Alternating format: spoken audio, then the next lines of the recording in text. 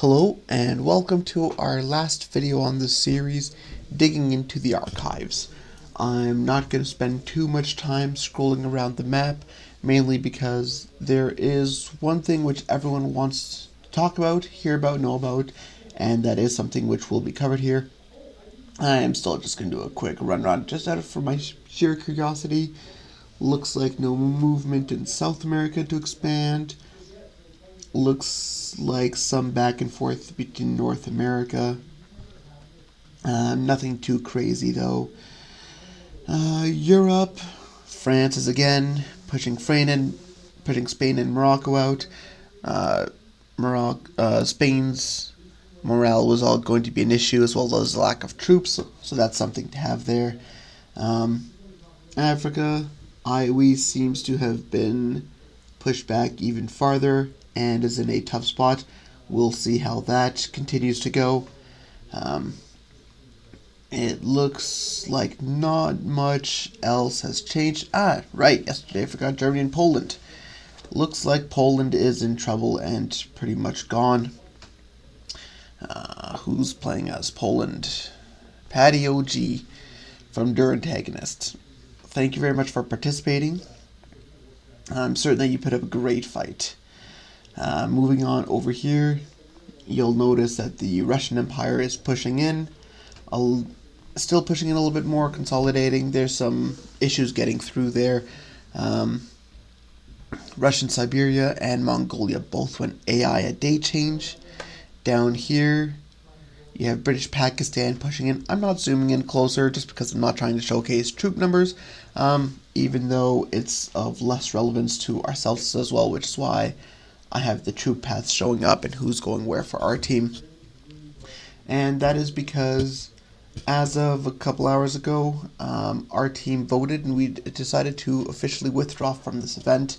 As well, you'll notice that there are 8 bands around us, and I just wanted to touch on it briefly. I don't want to go too much into it because, quite frankly, talking about bans is not something which I believe players should do. However, because it directly impacts us and because it is a part of the map, it's something which I wanted to include. So before the game started, we received a message from a player on the I'm not sure if it was on the TMNT team, but it was from their alliance who reached out to us and said, "Hey, I noticed that we're neighbors. Nice of us to be neighbors. Hopefully we can work together on this map."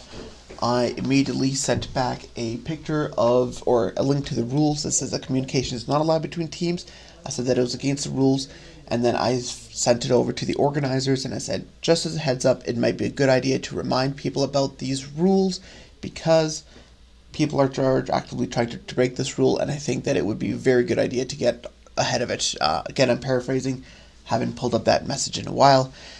That is where we got the explanation on Rule 5 that was sent out by Eric, and that's the one where it says that any attempts at communication or working together with teams will lead to expulsion from the map. Again, the map continues. The map starts off, other than the reported bug issue in Africa. All 3 maps seem to be going fairly well.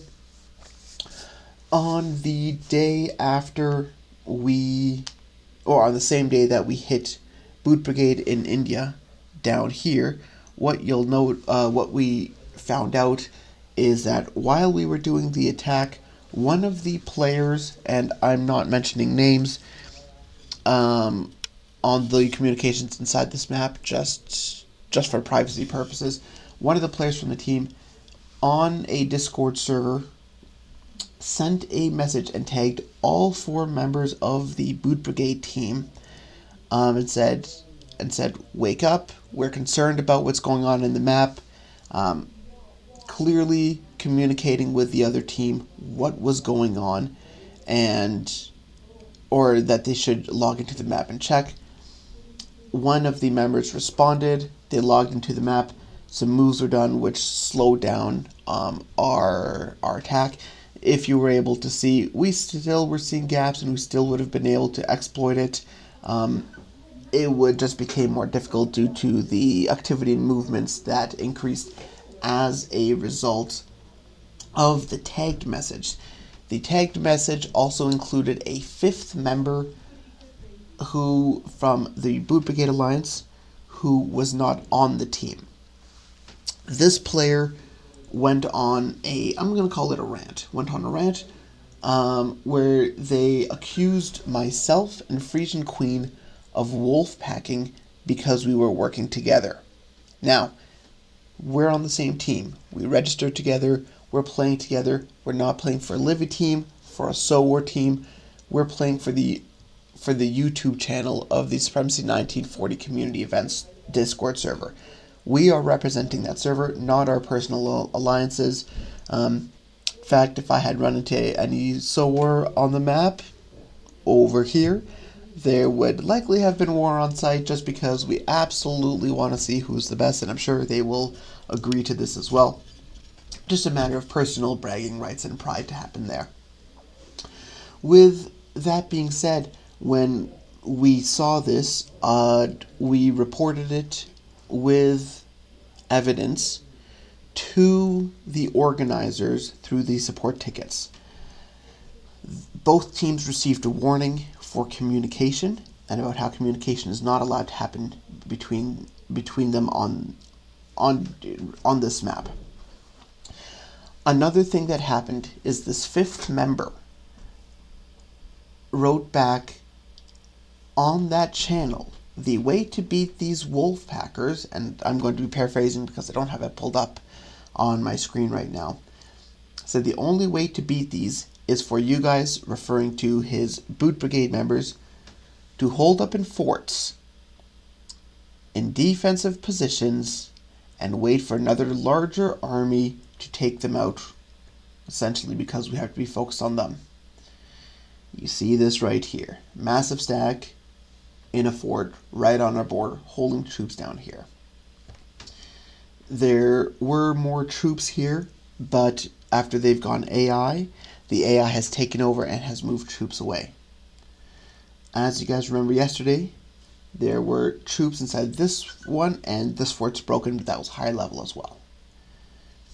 You can see the troops inside this one, and I believe, if I recall correctly, Shinning had around 40 troops inside there with mechs and a level 3 fort. After that message was posted, Boot Brigade pulled back to their forts on our mutual border in order to hold more of our troops in position, which opened the area for another coalition to take advantage of it, because there were some open, quite frankly, this province had no one in it, that province had no one in it, this province had no one in it, that province had, I believe, one person in it, just to highlight how lightly defended that border was, and that coalition took advantage of it, not knowing what the situation is, fully innocent, but cautiously, because I would be very cautious of lightly defended borders too. Around that same time, we know that Mongolia was not moving troops, and that Russian Siberia was not moving troops. Why do we know this? Because both of those countries went AI at day change, meaning that they have not moved troops since at least day 1, or the start of day 2. What this means is that you now have 3 days where you see 2 countries not moving troops, which means you don't have to use as many troops defensively up there to block, which means you can send more troops south. When we logged in a couple hours ago, there was an attack that was coming in on Scaredy Cat's capital. As you can see, some of the troops that are there. Korea also had troops. Hang on, this Korea's Japan, sorry. Japan also had troops there. When the ban came into place, Japan's troops got sent back to their nearest homeland, as did Manchuria. All 4 countries piled in a massive attack, exactly as the plan that had been laid out in the communication laid out for it to happen. So that's why that follow through ticket was put in, was because they were following through on the plan. As a response to this 5th member of Boot Brigade laying out how the plan to beat the alleged Wolfpackers, and I'm going to say alleged because As our viewers know, we are working as a team. We're on the same team. We're not wolf packing together. This is our registered team. The response to the plan to how to take us down was by a member on this map to say, we do not have any agreements, or he said, use the word contracts. We don't have any contracts. We will keep an eye on Binzi and his team. A day and a half after that, they crashed into our borders. What this clearly delineates is that a plan on how to defeat us was set up in place beforehand, before the warnings were sent out about the lack of communication, and then both portions of the plan by both teams was still executed. And that is a large portion of why we sent in the ticket. This gets a little bit more complicated, and when we turned it in to when we turned in the new changes, meaning the attack and the follow-through of the plan that had been laid out, if there had been no attack that followed so closely what the 5th Boot Brigade player had laid out, we would have just assumed it's part of the normal gameplay, no issues with it. The timing of it and how it lined up so specifically with the way to take us down, as was communicated and planned out beforehand, which screenshots of how to do that were provided to the organizers. Without that, we would have just assumed it was part of normal gameplay.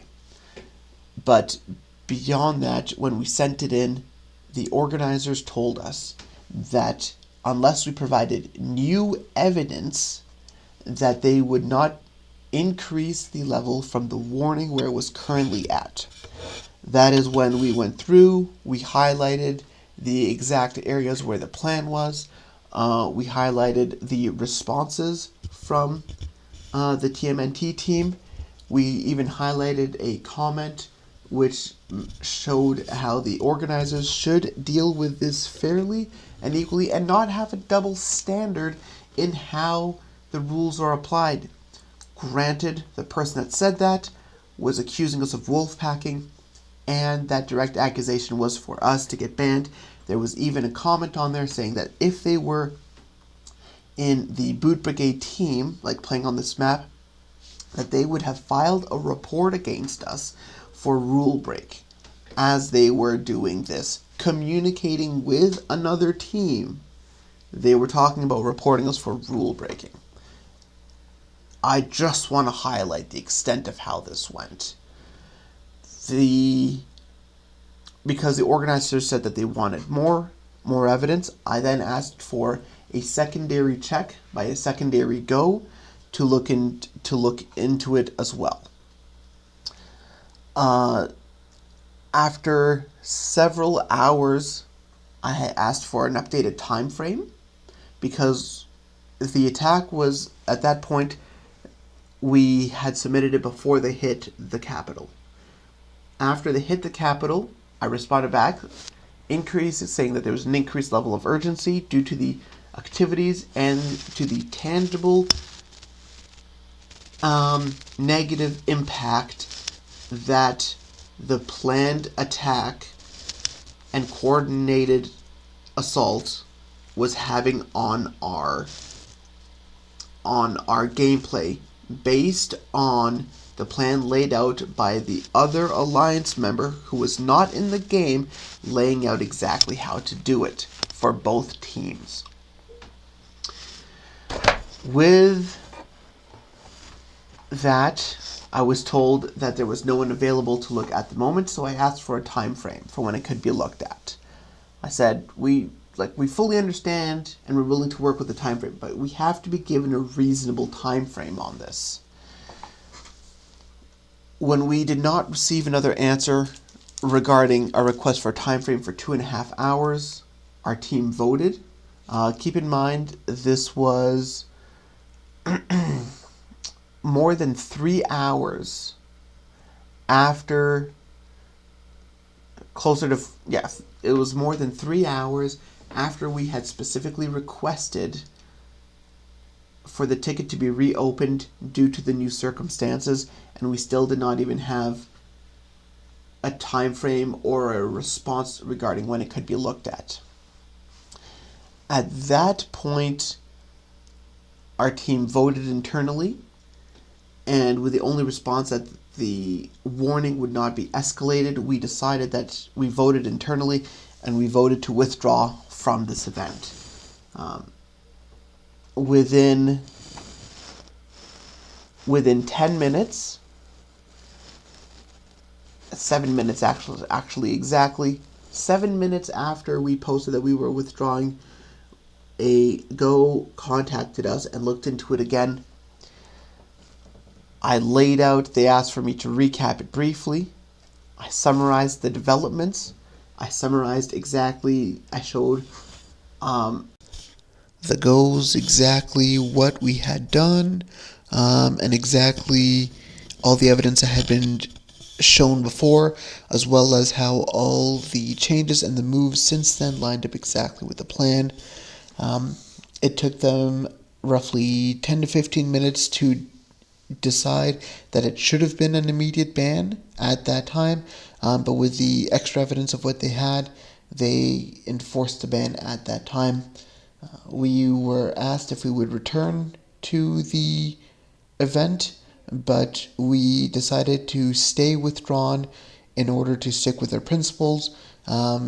We felt strongly that the evidence by itself showed enough of a rule break that we should not have had to actually withdraw from the event in order to get it taken seriously at the level of which this should have been, and so we stayed out due to principles.